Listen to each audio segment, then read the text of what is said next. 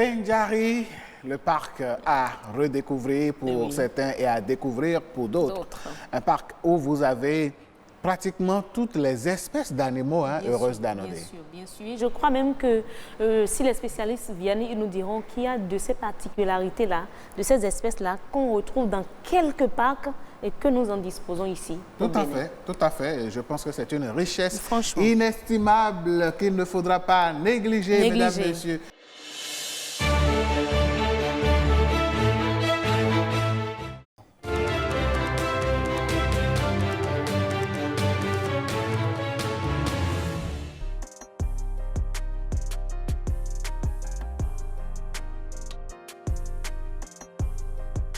Le peuple Idaja est un peuple hospitalier. Le peuple Idaja est un peuple qui aime partager, est un peuple très doux. Je ne suis pas en train de célébrer ma culture, mais plutôt des réalités de chez moi.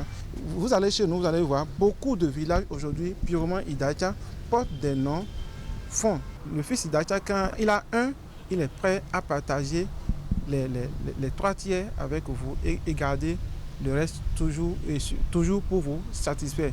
Car chez nous, satisfaire l'autre, c'est se satisfaire. Et le bien-être du second fait aussi notre bonheur.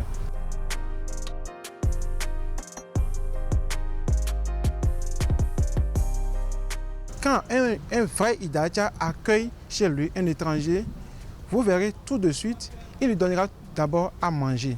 Voir si l'étranger est rassasié avant que lui-même il ne mange. Et pour la petite histoire, quand nous on était petits, on se fâchait en son temps parce que pendant que le repas est prêt, l'étranger vient, les parents vous diront ramenez votre repas, il faudrait que l'étranger soit d'abord rassasié avant que vous qui êtes à la maison. Pourquoi? Parce qu'on se dit que vous êtes là, l'étranger est venu pour repartir, mais vous êtes là, donc même si la nourriture finissait, vous allez manger. Quand on était petit, ça nous fâchait sans savoir que c'est notre culture qui est comme ça. Nos parents faisaient cela pour pouvoir garder de bonnes relations avec l'étranger qui est venu. Ils faisaient cela pour pouvoir garder de bons témoignages de ce dernier, puisque quand celui-là va partir, il peut aller le témoigner là d'où il est venu. Dire que voilà, là où je suis allé, ils sont très hospitaliers, ils m'ont accueilli, ils m'ont fait ci, ils m'ont fait ça.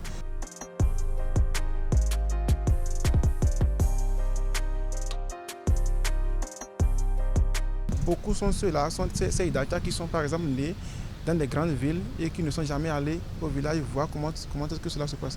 Alors tout de suite, ils copient les réalités des milieux où ils sont nés. Je voudrais profiter de ce canal pour attirer l'attention de ceux-là qui sont en train de modifier la culture, de faire attention et savoir que le peuple Idaja est un peuple très hospitalier et nous aimons partager ce que nous avons tel que nous l'avons. Si nous n'avons pas l'argent, nous partageons quand même le moment, nous partageons quand même le social, nous partageons quand même les besoins que la personne a avec nous.